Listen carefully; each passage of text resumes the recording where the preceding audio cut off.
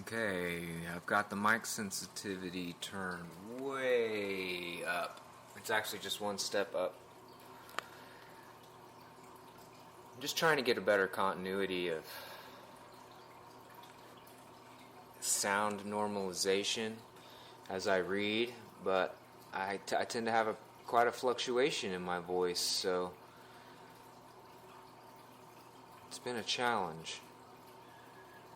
We're going to try this. I'm just trying to fashion a post right now, kind of on the idea of using conscious language.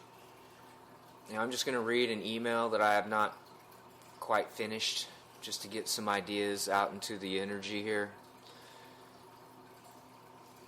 So one of my favorite quotes: "The mind, once stretched by a new idea, never returns to its original dimensions." Oliver Wendell Holmes. Then another quote by Helena Stevens: "Limited beliefs are committed to their own survival, even unto the demise of the physical vehicle in which they reside, until they meet a commitment to change the limitation into something powerful and specific blessing." Limited beliefs are committed to their own survival, even unto the demise of the physical vehicle in which they reside, until they meet a commitment to change the limitation into some powerful and specific blessing. There we go. Okay, and then this one's from Aldous Huxley. "Every individual is at once the beneficiary and the victim of the linguistic tradition into which he has been born. The beneficiary inasmuch as language gives access to the accumulated records of other people's experience. The victim insofar as it confirms him in the belief that reduced awareness is the only awareness, and as it bedevils his sense of reality, so that he is all too apt to take his concepts for data, his words for actual things." Okay, another quote: "Language is the roadmap of a culture.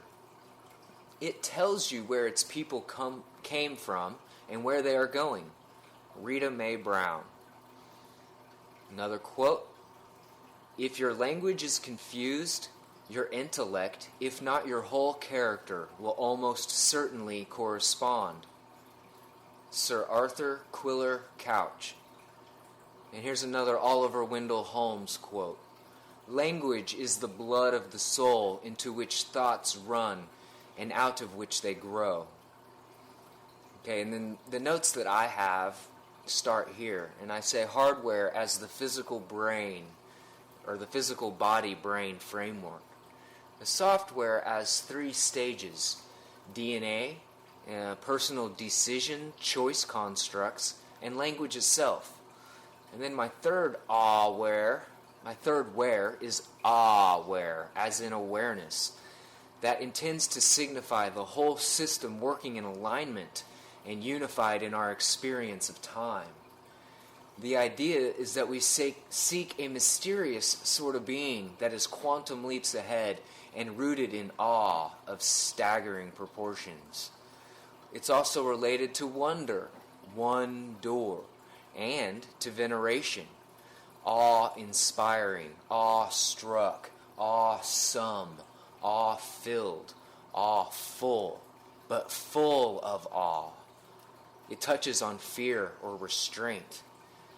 I have my methods to induce a state of awe which no doubt bubbles up a sort of dread and fear of the unknown, par for the course when you recognize the sheer magnitude and responsibility we have been given to care for others in our spaceship Earth.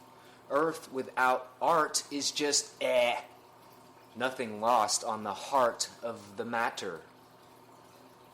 Okay, so from Conscious Language, The Logos of Now by Robert Tennyson Stevens. I'm just digging into this, so I'm getting it into the mix. This is his section, Imagination Activation, the Power of Imagination. Over the years, sharing powerful paradigm-shifting options with individuals, organizations, corporations, families, and couples, I have learned the importance of letting the subconscious mind or feeling nature know ahead of time where it is going and how it is going to get there. Before beginning the journey of language, I recommend gifting your own inner being with the following exercise. The following exercise is best done before reading this book and again at any time limiting beliefs appear to struggle with your upgrades. This powerful exercise creates new synaptic linkages, resulting in higher choices residing in our mind and emotion. The practice of imagining what our life is like now, as if our life was lived using conscious, creative thoughts and language, results in a life lived from our heart's highest choices. When we know where we are going, the trip is much smoother and the desired outcomes manifest with greater ease. Declaring the end from the beginning, and from ancient times the things that are not yet done, saying, "My counsel shall stand, and I will do all my pleasure." Isaiah 46:10. Imagination activation exercise. Imagine that you have experienced open, honest, direct, heartfelt, outcome-oriented communication and have used conscious creative language all your life. Imagine you were conceived consciously by your mother and father who planned you, chose you, prepared for you with their own personal, deep, sacred focus and commitment. Imagine you were received at your birth by the hands of many loving attendants and family members who received you as the divinity you are. Imagine you remember who you really are. Fully place yourself in this newly imagined state of awareness. Coming from your newly imagined state of awareness, make it the facts of your new current existence. Describe what your life is like now. Ask yourself, what am I doing? Who is with me? What is around me? What is home like? What is my workplace like? What are my relationships like?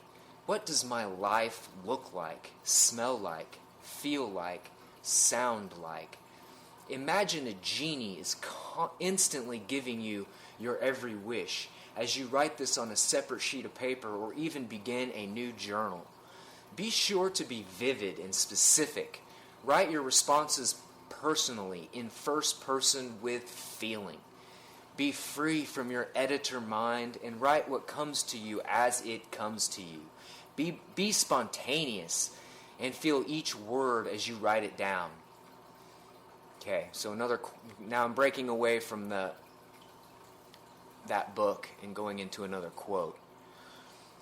Human beings do not live in the objective world alone, nor alone in the world of social activity as ordinarily understood, but are very much at the mercy of the particular language which has become the medium of expression for our society. It is quite an illusion to imagine that one adjusts to reality essentially without the use of language, and the language is merely an incidental means of solving specific problems of communication or reflection.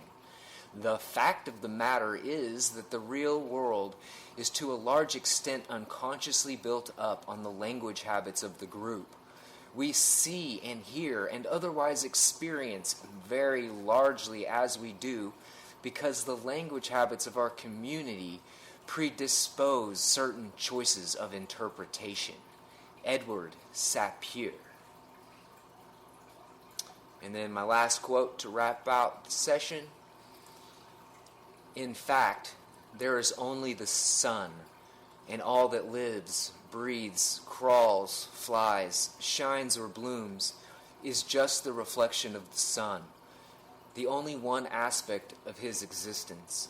All beings and all things exist only if they carry in their cells reserves of solar breath. Ivo Andrić. Alright, I'm going to close it out and do a sound check. Peace profound in the pneuma of now.